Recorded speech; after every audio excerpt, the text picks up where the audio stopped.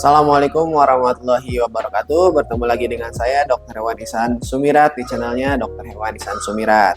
Pada kesempatan kali ini saya akan menjelaskan karena ini banyak yang tanya teman-teman berhubung dengan pakan kucing kalau sudah terkena susah pipis atau FLUTD atau FUS pada kucing. Ya, pakannya kan mahal ya. Wah, buat saya sih mahal ya, apalagi owner-owner yang punya kucing banyak. Ini lumayan mahal, yaitu Royal Canin Urinary S/O. Itu bagaimana penggunaannya? Apakah harus seterusnya? Apa bisa diganti? Apa gimana? Ini banyak banget yang nanya, terutama kalau kucingnya kena FLUTD. Bagaimana jawabannya? Ingin tahu?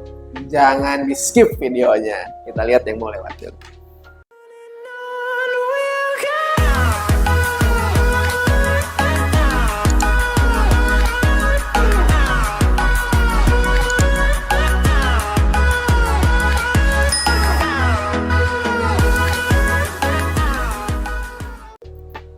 Oke teman-teman, banyak banget yang nanya, dok, boleh nggak sih kalau misalkan udah habis pakannya, ini baru satu kali beli nih ya, satu kali beli nih. Ini ukurannya kecil 400 gram, itu biasanya cukup buat 1 minggu buat kucing. Boleh nggak sih diganti makannya? Oh, dok. Aduh, memang saya juga merasa itu mahal sih, tapi kan itu ada memang mengandung obat dan lain-lainnya, dan juga mengandung kadar yang membuat si FLUTD atau kasus susah kencing pada kucing itu tidak kambuh lagi teman.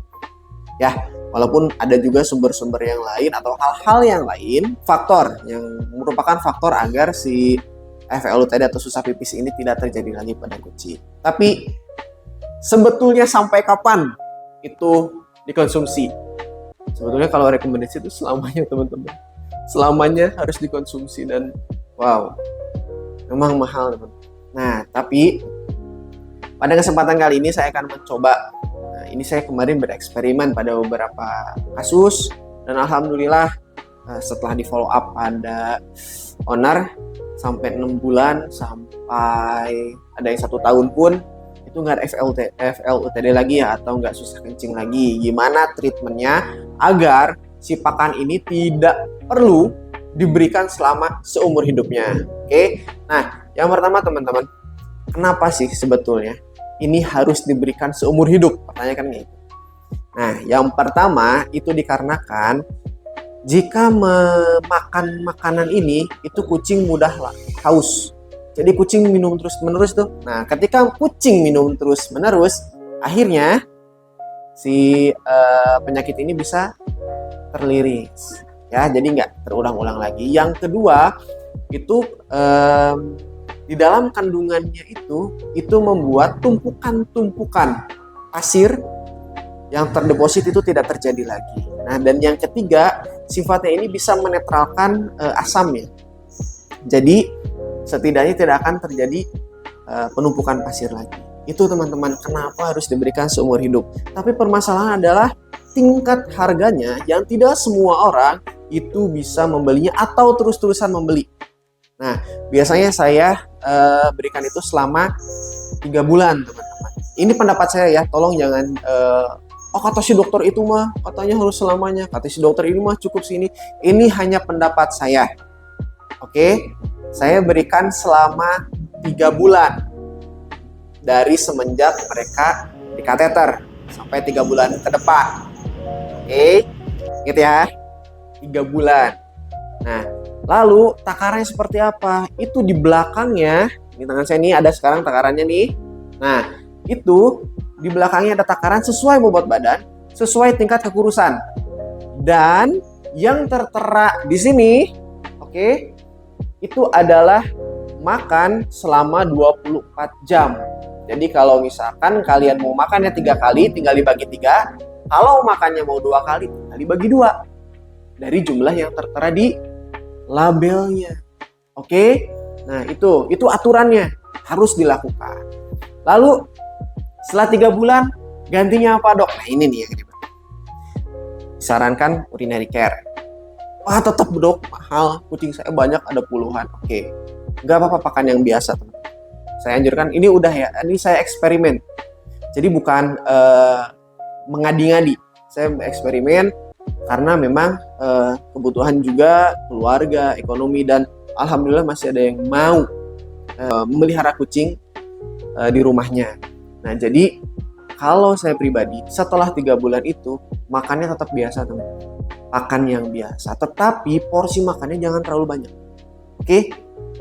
Yang biasanya makannya seabrek gitu ya. Jadi satu kontainer mereka terserah mau makan, selesai makan, makan lagi, selesai makan, makan lagi. Jadi tidak terkontrol makannya. Kalau kucing yang sudah terkena penyakit ini tolong kontrol makannya. Jangan semau dia. Misalkan pagi sama sore udah makannya itu aja. Jangan yang lain lagi. Yang pertama. Yang kedua, tolong sumber air minum teman-teman itu dijaga. Karena pada prinsipnya yang bolak-balik kucingnya kena FLUTD atau susah pipis itu biasanya yang sumber minumnya gak dijaga. Contoh, ini kucing nih ya, udah sembuh. Dok, alhamdulillah sembuh nih. Berapa bulan? Baru 2 bulan udah kambuh lagi nih. Udah pakannya ganti yang biasa. Sumber minumnya tidak diperbaiki. Sumber minum mana yang harus diperbaiki? Jangan minum dari keran, terutama di daerah Bandung yang dataran rendah. Jangan minum dari keran, jangan minum dari kloset, dan jangan minum dari air-air tergenang. Bisa nggak kayak gitu? Itu harus bisa. Kalau tidak, kemungkinan buat kambuh lagi gede banget. Udah pakannya yang biasa, sumber minumnya tidak dikendalikan sama kita. Ya udah. Kalau kita dokter hewan senang-senang aja, ibu, beneran ya. Dokter hewan senang aja udah dapat duit dari kayak gitu kan. Tetapi kan nggak kayak gitu, kasihan kucingnya. Makanya owner juga harus kasihan sama kucing, harus aware sama kucingnya. Itu yang kedua. Yang ketiga nih, sumber minum ya. Yang ketiga, kalau terlihat kucingnya sedikit minum, kita harus kasih minum. Berapa banyak, dok? Kalau saya pribadi ngasih 90 mili dalam 24 jam. Bisa dibagi 3. Pagi hari 30 mili, siang 30 mili, malam 30 mili. Terserah kucingnya mau minum sendiri apa enggak. Yang penting kalau misalkan dirasa kucing ini kurang minum, kasih minum sebanyak itu. Oke, untuk apa dok fungsinya? Agar merilis batu yang ada di dalam tubuh. Dan itu sudah saya berlakukan atau saya himbau pada owner-owner kucing, dan alhamdulillah yang melakukan itu sampai sekarang ada yang 1 tahun, ada yang 6 bulan di follow up, tidak pernah terjadi lagi FLUTD. Oke, nah paling itu dari saya. Jadi boleh diganti 3 bulan. Diganti pakai apa? Boleh urinary care. Wah, mahal dok. Pakai pakan biasa tuh kurang baik gimana? Pakai pakan biasa. Asalkan sumber minum harus diperhatikan, banyaknya kucing minum harus diperhatikan. Oke, dan jangan lupa di steril.